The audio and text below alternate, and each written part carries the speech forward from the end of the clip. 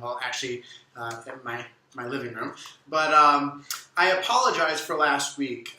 Moving here to Suwannee took a bit more time and effort, and a lot more of my availability than I thought.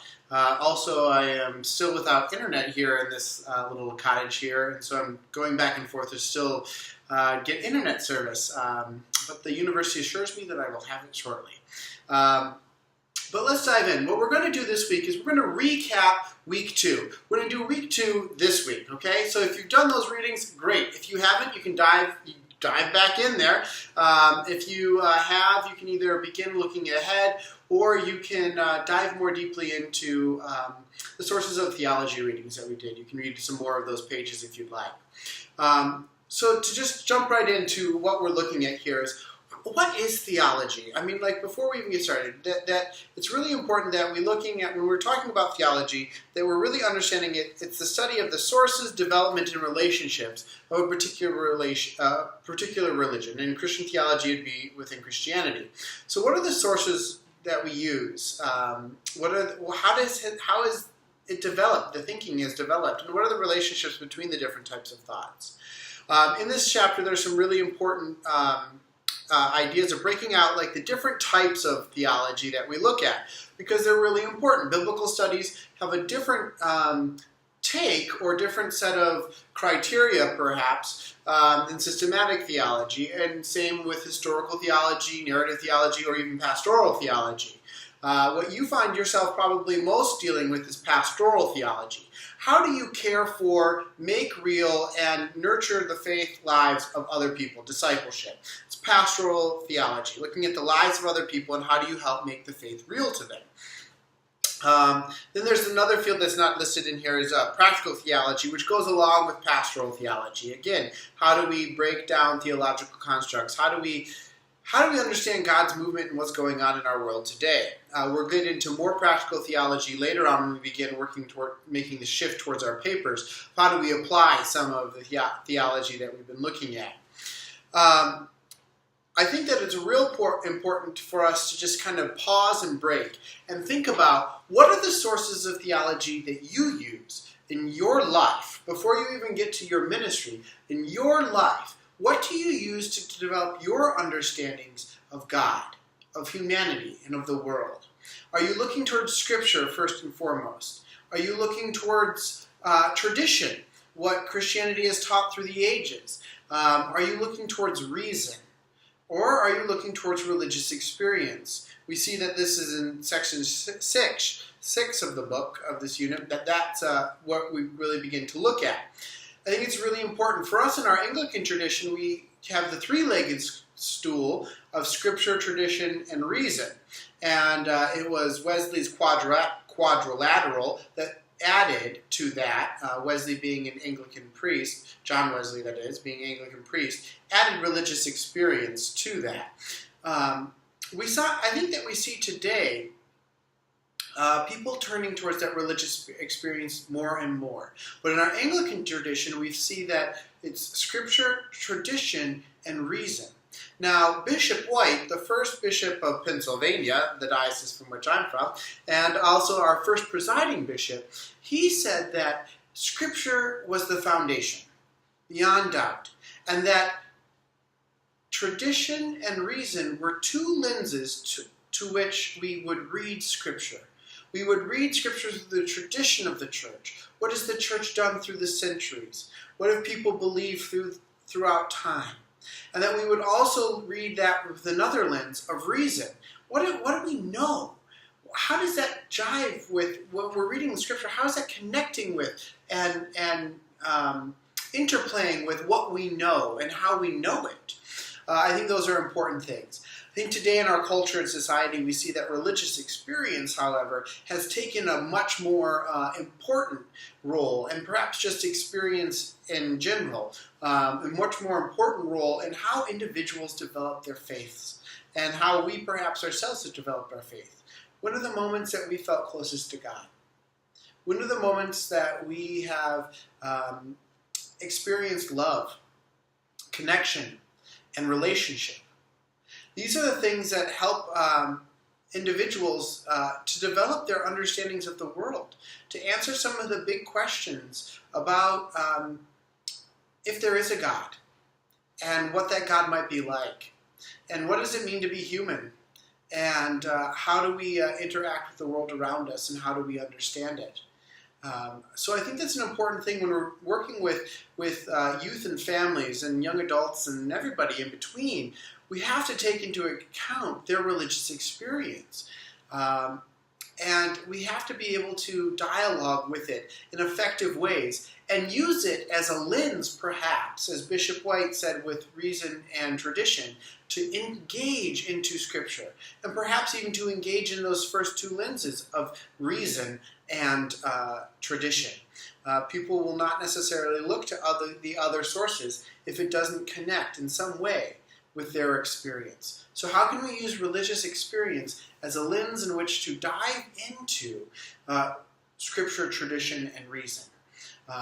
That might mean that we need to be creative in how we engage with youth and families and create opportunities for them to have experiences that would engage them further in dialogue with that through their own experience and lived lives.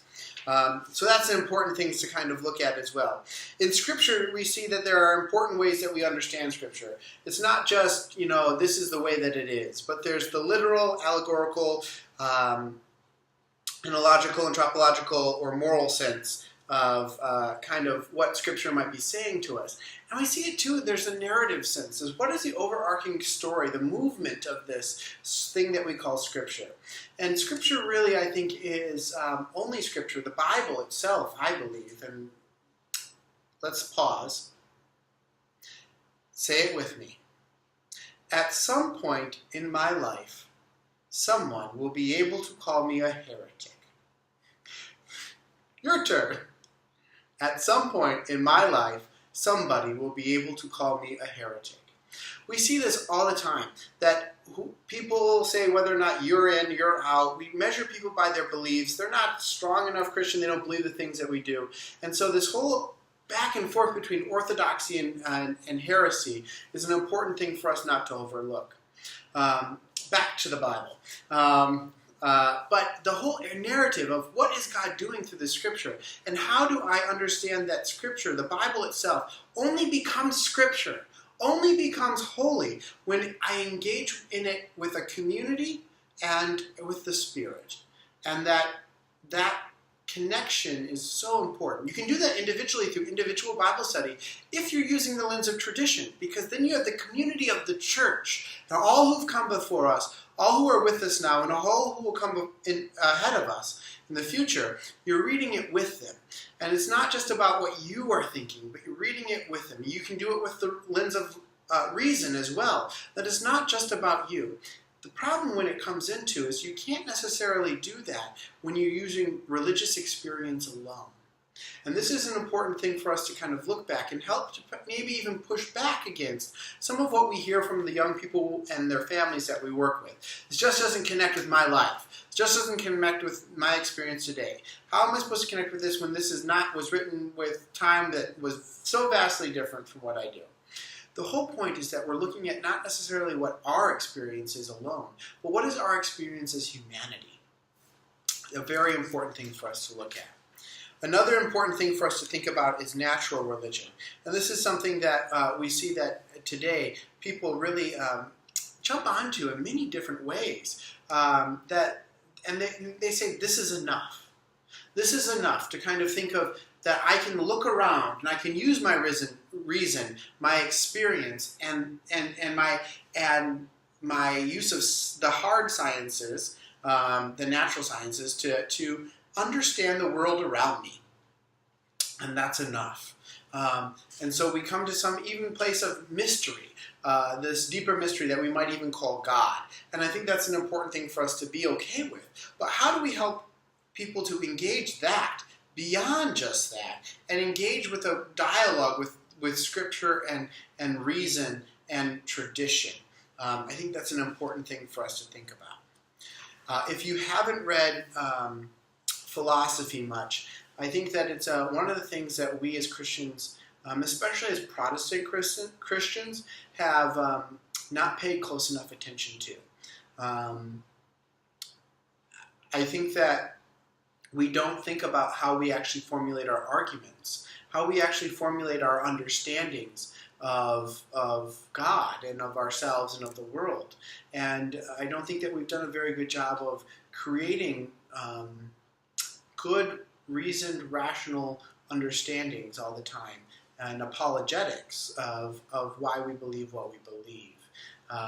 And we've left that open then to this kind of cult of personality and to religious experience alone being our guide.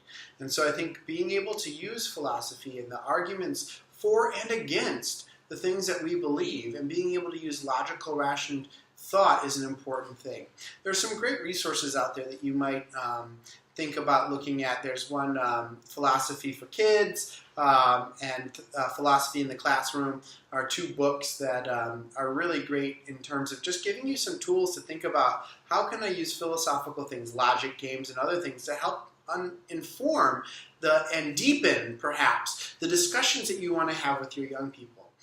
Most of the time, we don't think of critical thinking as part of our job as youth and family ministers. But I will say that I think that it's one of our critical jobs in the church, is that critical thinking is not necessarily being taught in other places. So I commend you to think about how are you teaching thinking in and of itself, logic. How am I informing how the young people and their families understand and develop their thinking?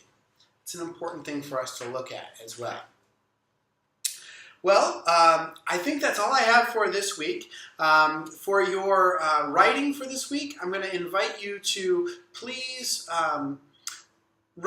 each of you write a short synopsis of what you have used to this point in terms of developing your own thinking, your own Christian thinking, your own thoughts about religion. What are the sources you've primarily used, and what sources you may want to practice with later. Everyone please post this week by Wednesday and respond to somebody else's post sometime by Thursday, okay? And I look forward to reading those and looking at them. And again, my apologies for last week. I'll be updating. You'll see a new post for an updated reading list schedule, and we'll move on from here. Thank you. You're all in my thoughts and prayers, and good luck this week. Bye-bye.